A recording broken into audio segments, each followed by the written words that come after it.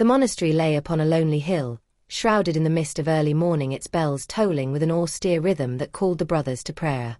The walls of stone seemed eternal, carved into silence by centuries of vows and whispered prayers.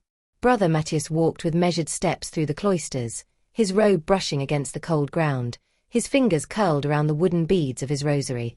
He had come to the monastery as a young man seeking peace, but peace was a fragile thing easily shattered by longing. Her name was Isabella, and she entered his life as though carried by fate itself. She had come to the abbey one spring afternoon, her carriage broken on the road, her voice trembling as she requested sanctuary. The abbot, kind but cautious, allowed her to stay until her family could send for her. She was unlike anyone Matthias had ever known. Her presence was like sunlight through stained glass, transforming the air around her into something vibrant, alive, dangerous. The first time Matthias saw her, she was seated in the courtyard garden, a book resting on her lap. The wind caught a strand of her hair, dark and gleaming, and carried it across her face.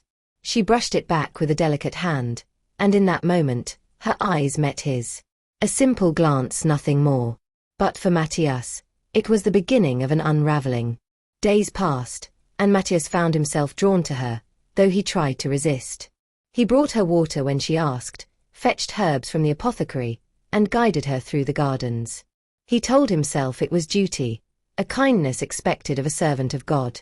Yet when she spoke his name, when her smile softened the edges of her lips, it felt like a confession of something far deeper. "You are different from the others," she told him once as they walked by the orchard, blossoms drifting around them like snow. "Different how?" he asked, his voice tight, afraid of the answer. "You listen," she said. "The others see a woman alone and offer sermons or pity. You hear me." Her words stirred something long buried in Matthias. For years he had silenced the desires of the flesh, convinced himself that devotion was enough. But Isabella awakened the truth. He was still a man beneath the robe, still vulnerable to beauty, still capable of love. At night he dreamed of her. Dreams that left him breathless, dreams where vows shattered, and he held her against him, her warmth searing through his restraint. He awoke in the cold cell of stone, ashamed and yet unwilling to let the dream go. Each day after, he carried the weight of guilt like a shadow, but the shadow only deepened his hunger. One evening, as twilight cloaked the monastery in shades of violet and gold, Isabella found Matthias alone in the chapel. She knelt beside him, her voice low. "I feel imprisoned here," she whispered. "The walls are kind, but they are still walls. Tell me, Brother Matthias, do you not sometimes feel the same?" His throat tightened. He should have denied it, should have spoken of God's mercy, but instead he whispered, "Yes." Her hand brushed his. A fleeting touch, but one that set fire to every nerve in his body. He pulled away, heart racing, but she leaned closer, her breath warm against his ear. "Do not fear me," she said. "I will not betray your secret." That night, Matthias lay awake, torn between heaven and the heaven he imagined in her arms. By morning, he could no longer pretend indifference.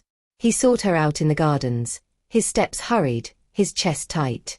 She was there, as though waiting for him, and when he reached her, the words spilled from him in a rush.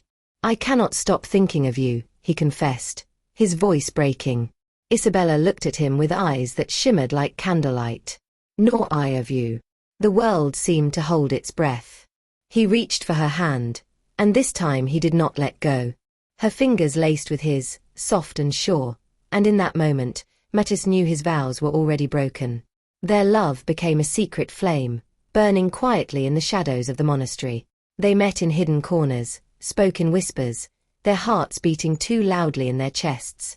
Each kiss was forbidden, each touch a sin, yet neither could turn away. Beneath his robe, Matthias felt himself alive for the first time, his body answering to desires he had long denied.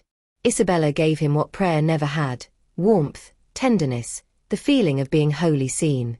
But love within stone walls cannot remain hidden forever. Whispers began to rise among the brothers.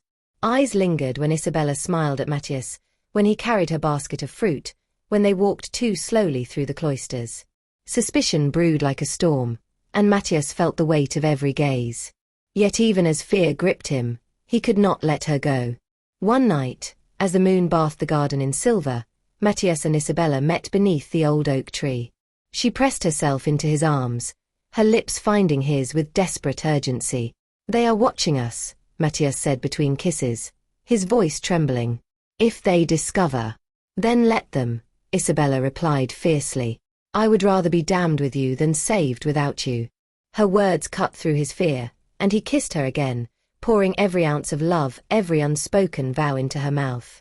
In that moment, nothing else existed. No monastery, no vows, no God watching from above.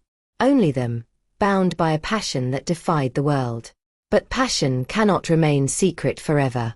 The abbot confronted Matthias days later, sorrow etched into his face. "You have broken your vows," he said quietly. "You have betrayed not only God but yourself." Matthias could not deny it. He bowed his head, shame burning his cheeks, but in his heart, there was no regret. For in loving Isabella, he had found a truth deeper than silence, deeper than obedience. "You must leave," the abbot said. "This place is no longer your home." Matthias left the monastery that very night. Isabella met him at the gates, a cloak wrapped around her shoulders, her eyes bright with tears. Without words, they joined hands and stepped into the darkness together. The road ahead was uncertain, filled with peril and sacrifice. They would face judgment, poverty, exile. But as Matthias glanced at Isabella, he knew it was a road worth walking.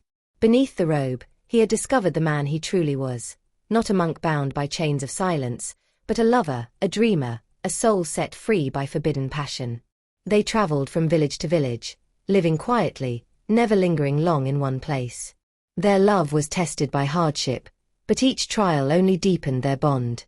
At night, when they lay together beneath the stars, Matthias would trace the lines of her face with his fingers, marveling at the miracle of her presence.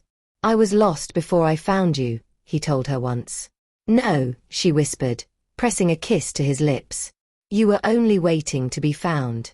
Years passed, and though the world judged them, though whispers followed them like shadows, Matthias never returned to the monastery. He had chosen love, and though forbidden, it became his salvation. Isabella was his prayer, his faith, his sanctuary. Together, they built a life beyond the walls of stone, beyond the silence of vows, beyond the weight of guilt. And in the quiet moments, when dawn broke and light spilled across their humble home, Matthias knew he had not forsaken God. For what greater act of worship could there be than to love with all one's heart? Even if the world called it sin beneath the robe, he had found a passion that no vow could silence. And in Isabella's arms, he found eternity.